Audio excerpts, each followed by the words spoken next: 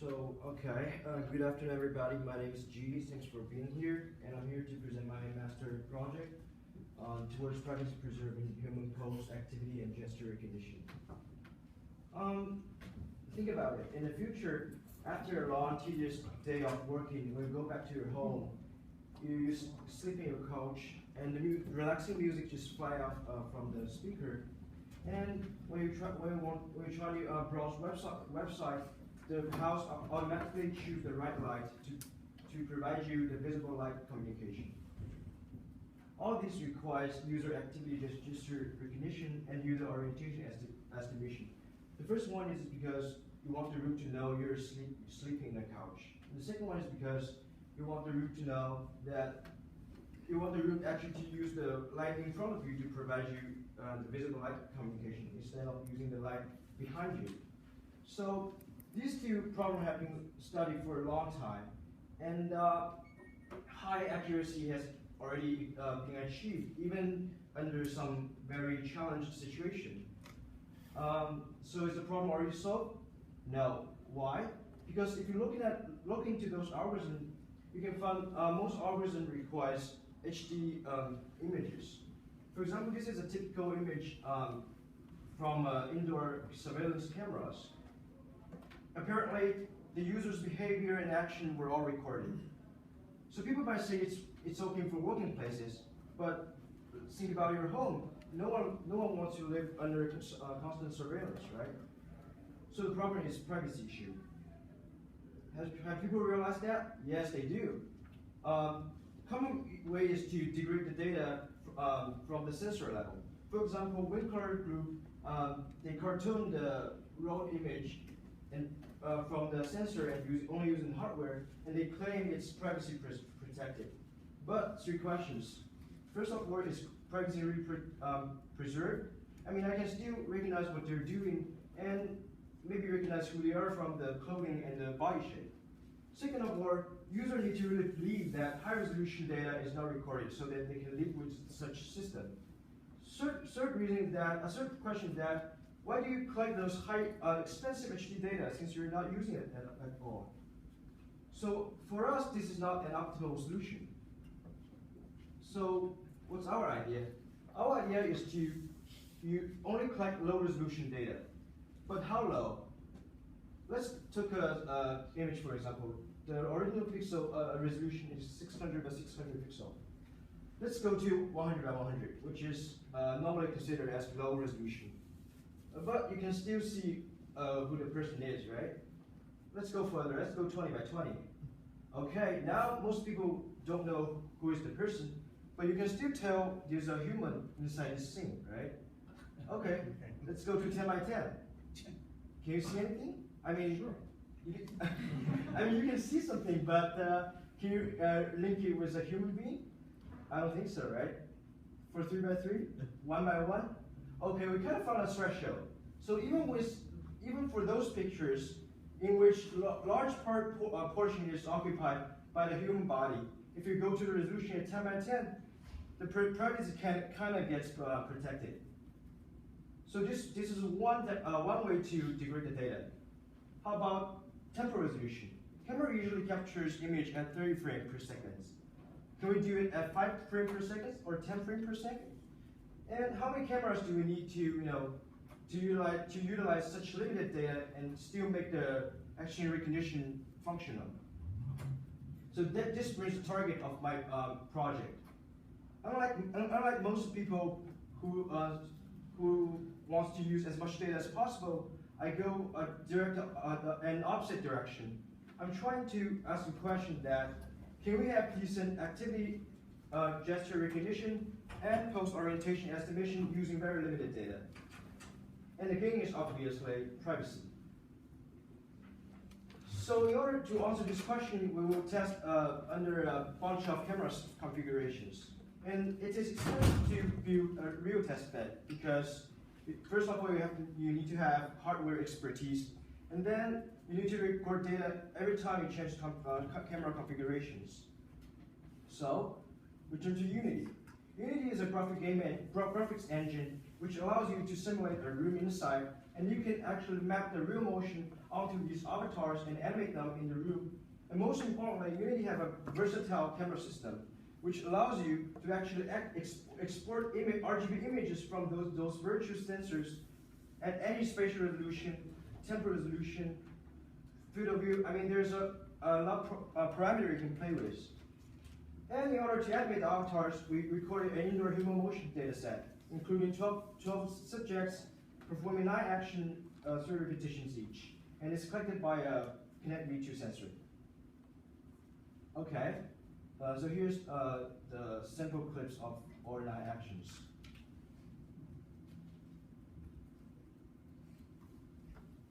So how about the algorithms? So traditional method won't work in this case because the resolution is too low. I mean, the highest resolution we're talking about is 10 by 10. And those methods usually requires resolution way more than 10 by 10. So we developed a simple pixel-wise time series-based algorithm. So for action sequence, we first converted it into a grayscale. And then we handled the misalignment. What was that? If you look, so let's take a look at 2 different action samples. If you look closely, you will find those two actions are not happening in the same place. There are one column off between them, and we try to use we develop alignment method. The high level idea is to crop the region of interest by background subtraction, and we're hoping the avatar inside the region of interest is kind of aligned. So this is after alignment. We can see we somehow solved the misalignment. And then we interplay the different action frames, action samples to a common frame length because they come at different frame lengths. And then for each pixel, because we converted it to grayscale, so for each pixel it's actually a 1D signal across time. We do a mean variance normalization. And after that, let's take a look at a 1x1 pixel video, for example. So after all the process, within the same action, even it's performed by 2 different users and mapped to very different looking avatars, the plots still have the same dynamics. So this kind of gives us hope, like we can do classification. So the classification method is very simple. It's lead person out cross-validation, meaning the person and avatar used for training, used for testing, is never used for training. And given a quarter sample X, we simply find samples in sample Y in training, which has the nearest label for that quarter sample X. And if we fix so here's the result. I'm sorry. So we also report CCR as correct classification rate if you don't know that. So here's the result. We fixed the temporal resolution and camera counts. We changed across the spatial resolution. So there's still 75.7% accuracy, only using 1x1 pixels. This is surprising. And people can see like there's a monotonic at 4x4. So this is because the alignment. When your resolution go up, the misalignment kind of kicks in, and our algorithm is not perfect enough, so there's still some monotonic. And if we fix the spatial resolution at 10 by 10 pixel and camera counts, we change across the temporal resolution, we see that there isn't much change. It's only dropped from 89 to 86. This is partially because our action are more indoor action, meaning they lack high frequency component. I mean, if the sport data set, we are hoping this kind of affect more. Also, if we fix spatial resolution and temporal resolution, we change across camera count, we find a small jump from 5 camera to 3 camera, and large jump from 3 camera to 1 camera. We also validate our algorithm on real data set. We tried it on iXmas, which is popular human motion data set. Here's some sample of their actions. And again, the results are shown here. First of all, let's look at the best is 80%. So when we go to lower spatial resolution, 1x1 spatial resolution, 25 Hz, 5 camera, 63. Low temporal resolution, 74. Single camera, 67. So again, same trend. Small temporal resolution doesn't affect much. A spatial resolution and single camera, they have impact on the CCR. And recall that for the lowest spatial resolution for our previous synthetic data set, the CCR is around 75. So it's only 10% drop, which is also very promising. Okay. Recall previously we said we want not only solving the activity recognition, we also want to solve pulse orientation. So we built a new simulation environment to test our pulse orientation algorithm. So we put 12 cameras around the avatar. Avatar stands in the center of the room. The camera is separated by 30-degree yaw, and they are looking at the avatar. And now we create two data sets. The training data set, we only use the previous action samples, but we kind of rotate the skeleton to make it always facing frontal. The reason to do that is because, think about it, in a real life, if you want to implement that, you don't want to have a training data where you want the users to, stand in front of a camera and do actions in different orientation. This is infeasible. So we want to use the easiest thing to tackle the problem. And for the testing data, we again rotated skeleton to get 4 different orientations. Orientations are random integer number from 0 to 355 degrees. And we rendered these two data in Unity. And now, also note that now it's no longer whole action. Previously it's the video. Now it's only pose, so it's only 1 frame. We uniformly sample 4 frames out of 1 action sample because this is to remove the bias. For example, some action is longer in frame length, so when compared, they tend to have more same samples in dictionary, so this is unfair. So the overview of our algorithm, the high level of our algorithm is to align the query pose to that of a frontal-facing pose because we know that training data only contains front-facing pose. Let's use an example. For example, this is the training pose, and this is the testing pose. This is one of the training pose. This is the testing pose. The ground truth is 50 degrees.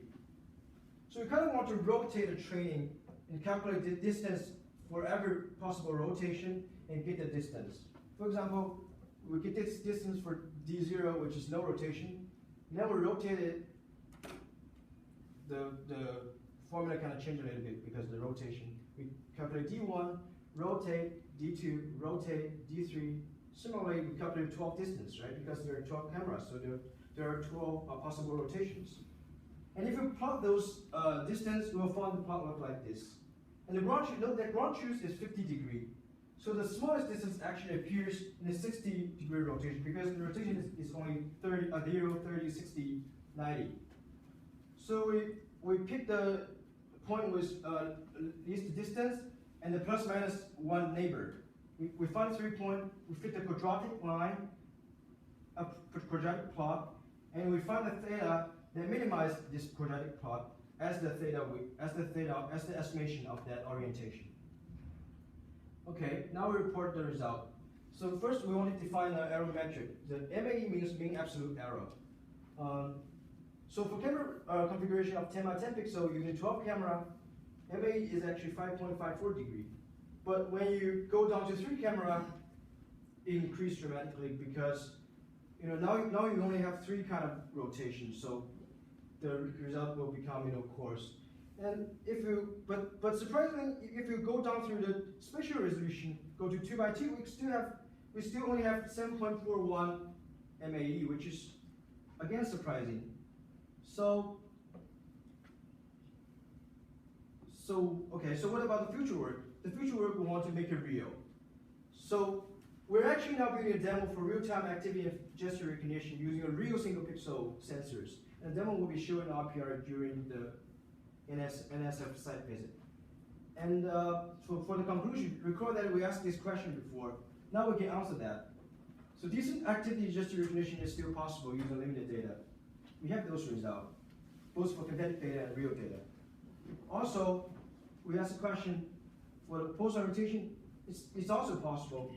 You have the result for 2x2 to unit 12 camera, still decent. Again, this is the first step into this field, so the algorithm we use is still very naive, but the result is very interesting. And yeah, 1 minute. okay, so this is the high level of my methodology. So if you want to go to details, you can go to.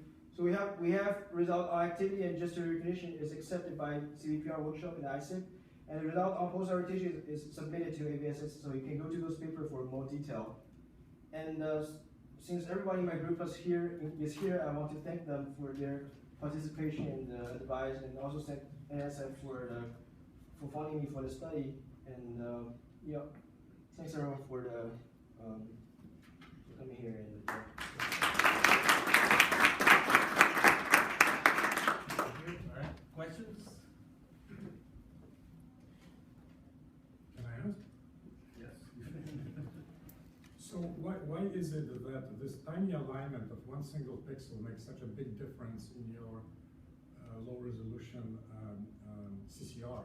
Because our method is pixel-wise. That means we're subtracting, for example, we're subtracting pixel at location of column 1, row 1 to the pixel of the training action also at column 1, row 1. So if there's misalignment, you're going to cause large error. But to an average person, if you say 1 pixel misalignment, I mean, what's the big deal? I think what you want to say is probably, I'll let you answer. Okay. So the point is that this is 1 pixel out of how many? It's 1 pixel out of, for example, the highest resolution is 1 pixel out of 100.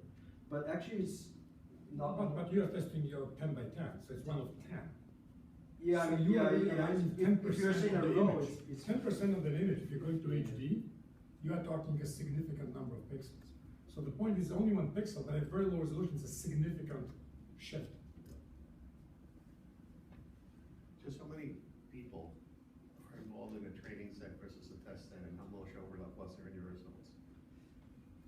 Because we have 12 subjects in our action if we go to previous.